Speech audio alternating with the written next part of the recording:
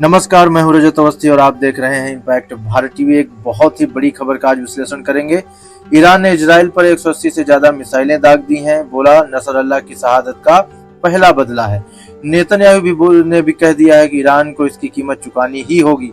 अमेरिकी चेतावनी के बाद भी ईरान ने पूरे इजराइल पर मंगलवार रात को 10 बजे 180 से ज्यादा बैलिस्टिक मिसाइलें दागी। हालांकि इसमें अब तक बड़े नुकसान की खबर नहीं है। तेल अवीव में 2 नागरिक घायल हुए हैं। ये हमले पूरे इजराइल पर 30 मिनट तक किए गए। इस दौरान नागरिकों को बम शेल्टर में जाने को कहा गया। हमले के बाद ईरान ने कहा कि नसरअल्लाह की शहादत का ये पहला बदला है। यह तो अभी शुरुआत है। दरअसल 27 सितंबर को इजराइल ने बेरूत में हिजबुल्लाह के हेडक्वार्टर पर हमला किया था। इसमें हिजबुल्लाह चीफ हसन नसरुल्लाह मारा गया था। इजरायली सेना के प्रवक्ता डेनियल हगारी ने कहा कि इस हमले का नतीजा भुगतना ही होगा। हमारे पास प्लान है और हम अपनी मर्जी के मुताबिक समय और स्थान तय करके कार्रवाई करेंगे। उधर अमेरिकी राष्ट्रपति जो बाइडेन ने अमेरिका सेना को इजाजत की मदद करने को कहा। जो बाइडेन ने अमेरिका के जो राष्ट्रपति हैं उन्होंने इजराइल की मदद करने के लिए अमेरिका सेना को बोल दिया है। अमेरिका ने शाम 7 बजे ईरान के हमले का दावा किया था। अमेरिका ने ईरान से कहा था कि अगर हमला किया तो गंभीर नतीजे भी भुगतने होंगे। उधर इजराइल के प्रधानमंत्री बेंजामिन नेतन्याहू ने सोशल मीडिया एक्स पर लिखा, ईरान ने आज रात एक बड़ी गलती की और उसे इसकी कीमत भी चुकानी पड़ेगी। व्हाइट हाउस के एक अधिकारी ने बताया, अमेरिकी राष्ट्रपति जो बाइडेन ने उपराष्ट्रपति कमला हैरिस और नेशनल सिक्योरिटी टीम के साथ बैठक की है। इस बैठक में ईरान के इजराइल पर हमले की चर्चा की गई। साथ ही इजराइल को इस हमले से कैसे बचाया जाए और इजराइल में फंसे अमेरिकियों को मदद कैसे उनकी की जाए, इसकी तैयारी हो रही है। इस पर बात हो रही है। तो ये बड़ा हमला है जो ईरान ने इजराइल पर कर दिया है 200 से अधिक बैलिस्टिक मिसाइलों के साथ। इससे पहले ईरान ने इस साल अप्रैल में इजराइल पर हमला किया था, लेकिन इजराइल ने अमेरिका, जॉर्डन और अन्य देशों की मदद से ईरान की तरफ से दागी गई सैकड़ों मिसाइलों और ड्रोन को पूरी तरह नाकाम कर दिया था। अमेरिका ने तब इजराइल से संयम बरतने को कहा था, जिसके चलते इजराइल ने ईरान की कुछ न्यूक्लियर फैसिलिटीज के पास एक एयर बेस पर हमला किया, लेकिन न्यूक्लियर फैसिलिटीज को निशाना नहीं बनाया। अब आपको हम इस पूरी घटना से जुड़े कुछ महत्वपूर्ण अपडेट बताते हैं। इजराइल ने 2 महीने के भीतर हिजबुल्लाह की पूरी लीडरशिप को खत्म कर दिया है। 27 सितंबर को हिजबुल्लाह के हेडक्वार्टर पर 80 टन बम से हमला किया, जिसमें चीफ हसन नसरुल्लाह मारा गया। 30 जुलाई को लेबनान पर एक एयर स्ट्राइक में हिजबुल्लाह के दूसरे सबसे सीनियर लीडर फुआद शुकर को मार गिराया गया। फुआद शुकर को भी उन्होंने मार दिया है। इसके ठीक अगले दिन 31 जुलाई को ईरान पर हमला कर हमास चीफ इस्माइल हानियेह को भी मौत दे दी गई। अब हिजबुल्लाह की लीडरशिप में कोई सीनियर नेता ही नहीं बचा है। वहीं हमास की लीडरशिप में सिर्फ यामा सिनवार जीवित है। इधर ईरान से इजराइल की तरफ करीब 180 मिसाइलें दागी गई।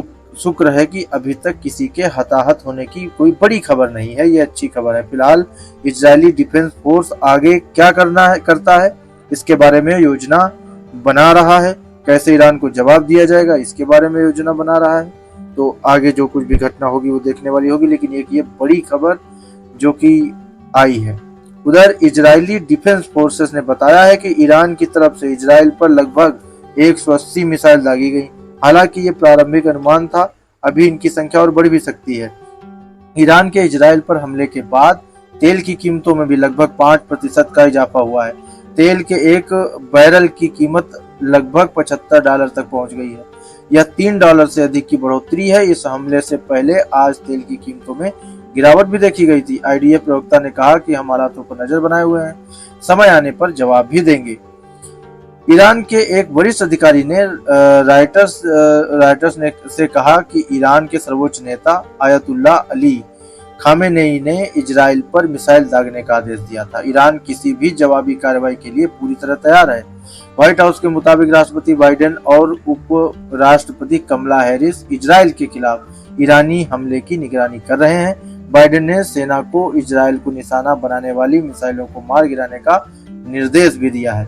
ईरान की semi government news agency Tasnim ने इस्लामिक रिवॉल्यूशनरी गार्ड कॉर्प्स यानी IRGC के हवाले से बताया कि ईरान ने हिजबुल्लाह नेता हसन नसरल्लाह और अन्य की हत्या के जवाब में इजराइल पर निशाना साधा। अगर इजराइल इसके जवाब में कोई प्रतिक्रिया देता है तो उसे और विनाशकारी हमलों का सामना भी करना पड़ेगा। हिजबुल्लाह ने लेबनान पर इजराइल के ग्राउंड ऑपरेशन की बात नकार दी है। हिजबुल्लाह के मीडिया जो रिसेशंस के अधिकारी मोहम्मद हफीफ ने कहा, ये झूठ है। अब तक इजराइल की हमारे लड़ाकों के साथ कोई भी सीधी मुठभेड़ नहीं हुई है।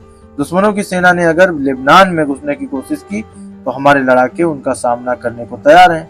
दरअसल इजराइल डिफेंस फोर्स यानी कि आईडीएफ ने मंगलवार को दावा किया था कि उनके सैनिक लेबनान में दाखिल हो गए हैं। आईडीएफ ने कहा था कि सोमवार रात दक्षिणी लेबनान में हिजबुल्लाह के ठिकानों को खत्म करने के लिए सीमा से लगे गांवों में लिमिटेड ग्राउंड ऑपरेशन शुरू किया गया। ये सीमा के नजदीकी गांवों को निशाना बना रहे हैं। वहीं से हिजबुल्लाह इजराइल पर हमला करता है। आईडीएफ ने कहा कि इस हमले के लिए उनके सैनिक ने हाल ही में ट्रेनिंग ली थी। न्यूज एजेंसी एपी के मुताबिक भी साल 2006 में बाद यह पहली बार है जब इजरायली सेना लेबनान में घुसी। तब इजराइल और हिजबुल्लाह के बीच 33 दिनों तक जंग चली थी। इसमें 1100 से ज्यादा लेबनानी मारे गए थे। वहीं इजराइल के 165 लोगों की मौत हुई थी। देखिए अब तक की बड़ी अपडेट है जो हमने आपको दी है। इजरायली डिफेंस फोर्सेस ने कहा है कि उसने हिजबुल्लाह के एक और कमांडर मोहम्मद जाफर कासिर को भी मार दिया है। कासिर ईरान से हिजबुल्लाह को मिलने वाले हथियारों की सप्लाई का इंचार्ज था। इजराइल में भारतीय दूतावास ने एडवाइजरी जारी की है। इस एडवाइजरी में इजराइल पर ईरान हमले की आशंका के चलते भारतीय नागरिकों से सावधानी बरतने और यात्रा करने से बचने के लिए इस पूरी एडवाइजरी में बोला गया है और सुरक्षा के वहां पर और थोड़े से इंतजाम किए जा रहे हैं। वहीं इजरायली मिलिट्री ने लेबनान के 20 कस्बों के लोगों से इलाका खाली करने को कहा है। आईडीएफ के प्रवक्ता अविचय आड्रे ने सोशल मीडिया पर लिखा, हम आपको नुकसान नहीं पहुंचाना चाहते हैं, आपको अपनी सुरक्षा के लिए इलाका छोड़कर जाना होगा। कोई भी अगर हिजबुल्लाह के ठिकानों, हथियारों या सदस्यों के करीब है तो अपना जीवन खतरे में डाल रहा है। तो ये जो घमासान चल रहा है चिंता का विषय है, पूरे विश्व के लिए है। शांति ही एक रास्ता है, ये शांति की ओर बढ़ना चाहिए, ये युद्ध रुकना चाहिए। अब सारे देश आगे आए और भारत की भी एक अहम भूमिका इसमें रहेगी।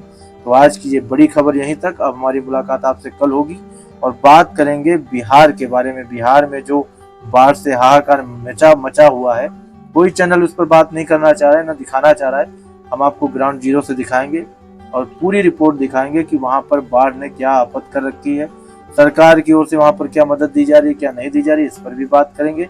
तो मिलते हैं कल बड़े खबर के साथ। तब तक देखते रहिए इम्पैक्ट भारत टीवी।